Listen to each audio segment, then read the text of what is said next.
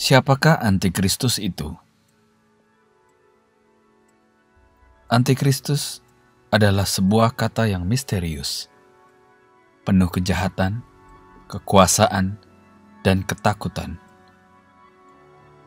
Istilah ini sangat populer di kalangan Kristen, tetapi sedikit dari mereka yang mengetahui asal kata Antikristus. Kata Antikristus muncul 5 kali dalam Perjanjian Baru. Semuanya dalam kitab Yohanes. Istilah Antikristus dalam kitab Yohanes menunjuk kepada penyesat-penyesat yang mengakali kemanusiaan Yesus Kristus. Ini adalah antikris-antikris kecil, bukan antikristus besar, si penunggang kuda putih dalam Wahyu 6 ayat 2. Kata Antikristus dalam bahasa Yunani, anti dan Kristos. Anti memiliki 2 arti, yaitu melawan dan menggantikan. Antikristus adalah pribadi yang akan melawan Kristus dengan tujuan ingin menggantikan posisi Kristus, yang adalah Tuhan, Juru Selamat dunia. Ia adalah musuh besar dan tokoh kejahatan yang paling mengerikan yang akan muncul di akhir zaman. Banyak orang Kristen begitu penasaran ingin tahu siapa dan seperti apa pemimpin dunia yang akan muncul di akhir zaman nanti. Karena tokoh ini sangat jenius, kejam, licik, dan misterius. Banyak orang menghubungkan Antikristus dengan tokoh-tokoh antagonis seperti Kaisar Nero, Hitler, Mussolini, Stalin, dan lain-lain. Bahkan ada yang menghubungkan dengan orang-orang terkenal seperti Bill Gates, John F. Kennedy, Henry Kissinger, Paus, sampai Barack Obama. Kita tidak mungkin bisa menuduh siapa sosok Antikristus itu sebelum ia sendiri yang akan memperkenalkan dirinya dalam Wahyu 6 ayat 2. Akan tetapi, sepak terjangnya bisa kita deskripsikan sebagai berikut. Siapakah Antikristus itu? 1. Ia adalah seseorang intelektual yang jenius. Di dalam Daniel 8 ayat 23.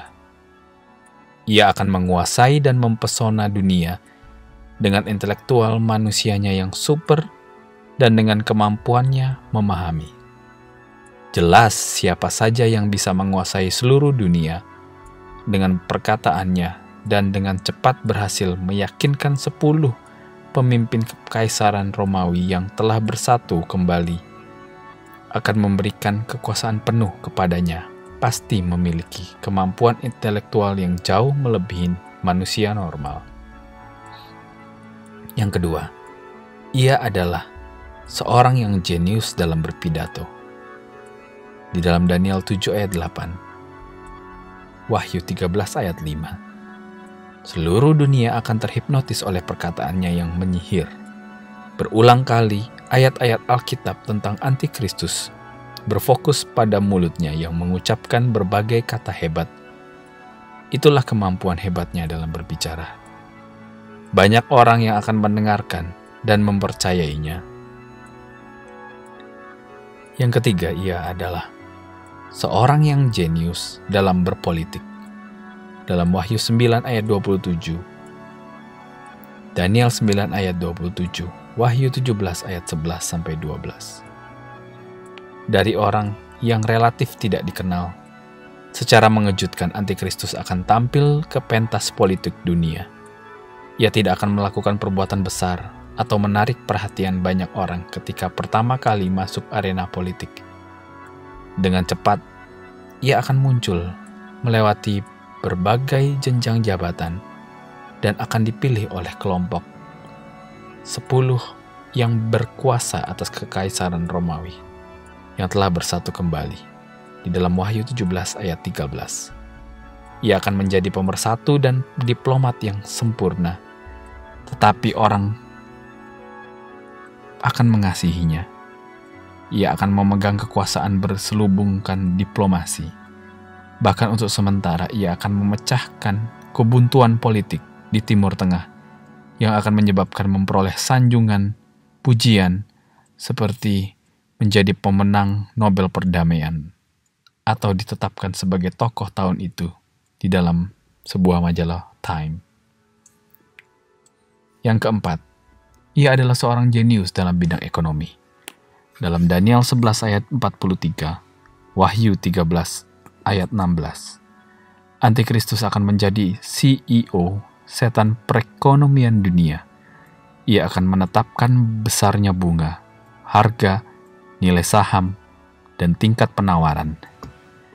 Di bawah kepemimpinannya, semua akan dinasionalisasi atau diinternasionalisasi dalam kendalinya. Dengan munculnya kekacauan yang disebabkan peristiwa pengangkatan dan kejatuhan ekonomi dunia, seperti yang diprediksi dalam Wahyu 13 ayat 5-6. Orang-orang akan bersedia menyerahkan semua kekuasaan ke satu orang. Dunia akan berpaling kepada Antikristus karena mencari jawaban atas berbagai masalah menghancurkan yang dihadapi dunia. Menurut Wahyu 13 ayat 16, dari pertengahan masa kesusahan besar hingga kedatangan Kristus yang kedua, tidak seorang pun bisa membeli atau menjual tanpa seizin Antikristus. Banyak orang di seluruh dunia akan terdorong untuk menerima tanda darinya. Mungkin ini salah satu yang bisa kita lihat di masa-masa sekarang. Akankah ia muncul dan menampakkan dirinya? Yang kelima, ia adalah seorang jenius dalam bidang militer. Wahyu 6 ayat 2. Pada pertengahan masa kesusahan besar, Antikristus akan menanggalkan topengnya dan mengganti dahan pohon zaitun dengan pedang. Ia akan menaklukkan seluruh dunia. Semua kehebatan Alexander Agung dan Napoleon tidak akan ada artinya dibandingkan dengannya. Tidak seorang pun yang bisa menghalangi penaklukannya. Ia akan menghancurkan semua dan setiap orang yang ada di hadapannya.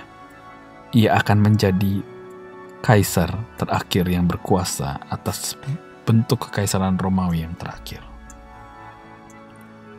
Yang keenam, ia adalah orang yang jenius dalam bidang agama. Di dalam 2 Tesalonika 2 ayat 4, Wahyu 13 ayat 8. Anak setan yang sangat bertalenta ini mampu melakukan hal yang tidak pernah dilakukan pemimpin agama lainnya. Ia akan melakukan hal yang tidak pernah dilakukan Muhammad, Buddha, atau Paus. Mempersatukan dunia dalam ibadah. Semua agama di dunia akan dipersatukan untuk menyembah satu orang. Pikirkan saja kejeniusan dan kuasa serta penyesatan seperti apa yang harus dimiliki orang ini untuk melakukan hal tersebut. Agama adalah hal yang telah menimbulkan perpecahan besar di antara manusia. Ketika Anda masih kecil, orang tua Anda mungkin menyuruh Anda berbicara tentang agama atau politik di sekitar orang lain karena perasaan mereka yang peka terhadap topik ini. Bisa saja mereka mudah marah dan frustasi ketika ada orang lain yang tidak berpendapat dengan mereka. Agama sering memisahkan manusia, namun suatu hari hal itu akan berubah.